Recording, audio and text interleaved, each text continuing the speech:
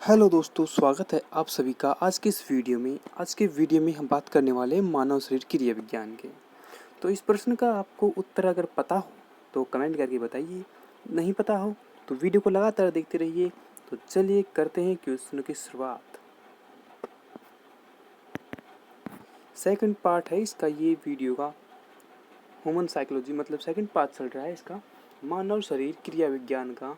तो 15 क्वेश्चन तक हम पिछले पार्ट में करवा चुके हैं, जो कि उसका थंबनेल ये है, तो चैनल पर जाकर आप देख सकते हैं। तो चलिए क्वेश्चनों की शुरुआत करते हैं। क्वेश्चन नंबर 16 में पूछा है, अस्थियां एवं पेशियों को आपस में जोड़ता है।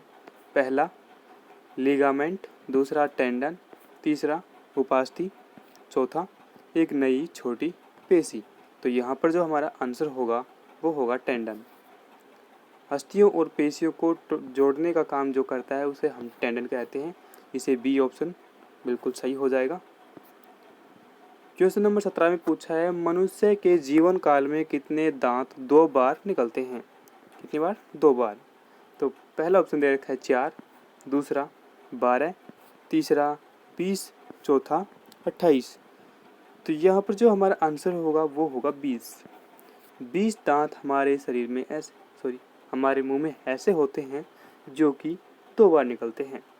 क्वेश्चन नंबर 18 में पूछा है, मानव शरीर में पाचन का अधिकांश भाग किस अंग में संपन्न होता है? अधिकांश भाग। तो पहला ऑप्शन दे रखा है आपका पेनक्रियास, दूसरा बड़ी आंत, तीसरा छोटी आंत, चौथा अमाशय। तो यहाँ पर हमारा आंसर होगा, कुछ लोगों का आंसर यहाँ पर क्या मिलेगा? बड़ी आंत, जो कि बिल्कुल गलत है। छोटी आंत हमारे यहाँ पर बिल्कुल सही आंसर हो जाएगा। तो सी ऑप्शन आपका यहाँ पर बिल्कुल सही हो जाएगा। हमारे शरीर में पाचन का अधिकतम भाग छोटी आंत में संपन्न होता है। ये क्वेश्चन बहुत ही इम्पोर्टेंट है, ध्यान रखने लायक है।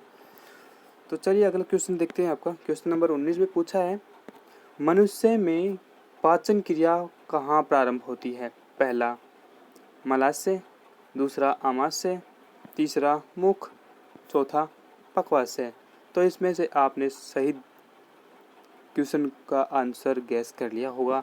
तो यहाँ पर हमारा आंसर होगा मुख। आई होप आप सभी का आंसर ये सही होगा, यही आंसर होगा। तो सी ऑप्शन आपका यहाँ पर बिल्कुल सही हो जाएगा। क्वेश्चन नंबर 20 में पूछा है, मानव की पाचन नली लगभग कितने फीट लंबी होती है? तो थंबनेल का क्वेश्चन आपका ये आ चुका है।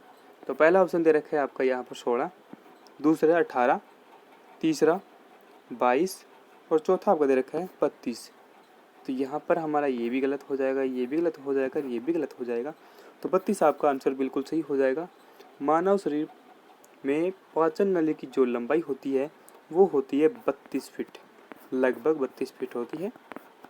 तो डी ऑप्शन आपका यहाँ पर बिल्कुल सही हो जाएगा। क्वेश्चन नंबर 21 में पूछा है, मुख में मंड स्टार्च का शर्करा में पाचन किसके द्वारा होता है? पहला एमाइलेज, दूसरा टाइलिन, तीसरा पेप्सिन, चौथा लाइपेज। तो यहाँ पर हमारा आंसर होगा टाइलिन। मुख में टाइलिन होता है। तो वी ऑप्शन आपका यहाँ पर बिल्कुल सही हो जाएगा। तो चलिए अगला क्वेश्चन आपका है 22। इसमें पूछा है, पाचन तंत्र का हिस्सा नहीं है। इन तो चारों ऑप्शन में से हमें ऐसा अंग ढूंढना है जो पाचन तंत्र का हिस्सा नहीं है। पहला यकृत, ये भी होता है पाचन तंत्र का हिस्सा। दूसरा है पित्ताशय, ये भी हमारे पाचन तंत्र का हिस्सा होता है। कॉर्निया, ये गलत है। डी आंत, तो ये भी हमारे पाचन तंत्र का हिस्सा होता है। तो हमारा आंसर क्या हो गया? कॉर्निया, जो कि आँख में होता है। तो सी ये ऑप्शन आपका यहाँ पर बिल्कुल सही हो जाएगा। क्वेश्चन नंबर 23 में पूछा है, शरीर के लिए एंजाइम आवश्यक होते हैं क्योंकि पहला ऑप्शन दे रखा है आपका यहाँ पर, ये शरीर को ऊर्जा प्रदान करते हैं। दूसरा, ये तंत्रिका क्रियाओं को नियंत्रित करते हैं। तीसरा, ये शरीर के रचनात्मक भाग हैं। चौथा, ये जीव रासायनिक क्रियाओं के उत्प्रेरक हैं। जीव रासायनिक क्रियाओं के उत्प्रेरक हैं। तो यही हमारा आंसर हो जाएगा, ये जीव रासायनिक क्रियाओं के उत्प्रेरक होते हैं। तो डी ऑप्शन आपका यहाँ पर सही हो जाएगा। क्वेश्चन नंबर 24 को देखते हैं। 24 में पूछा है दुग्ध प्रोटीन को पचाने वाला एंजाइम है। पहला पेप्सिन, दूसरा ट्रिप्सिन, तीसरा आपका दे रखा है रेनिन और चौथा आपका दे रखा है इरोप्सिन। तो यहाँ पर हमारा आंसर होगा रेनिन। दूध प्रोटीन को पचाने वाला रेनिन एंजाइम होता है। तो सी ऑप्शन आपका यहाँ पर बिल्कुल सही हो जाएगा। क्वेश्चन नंबर 25 दे रखे हैं आपका, अधिकतम पोषक तत्व रक्त में कहाँ से अवशोषित किए जाते हैं। पहला बड़ी आंत, दूसरा मुंह, तीसरा छोटी आंत और चौथा पेट। तो ये क्वेश्चन को फिर से दोबारा से ध्यान से पढ़िए। अधिकतम पोषक तत्व रक्त में कहाँ से अवशोषित किए जाते हैं। आए कुछ समझ में? तो ये अधिकतम आते ही आपको समझ जाना चाहिए छोटी आंत आंसर आ जाएगा हमारा। अधिकतम का नाम लेते ही आपको छोटी आंत पर पहुंच जाना है। सबसे अधिक भोजन का पाचन भी छोटी आंत में होता है।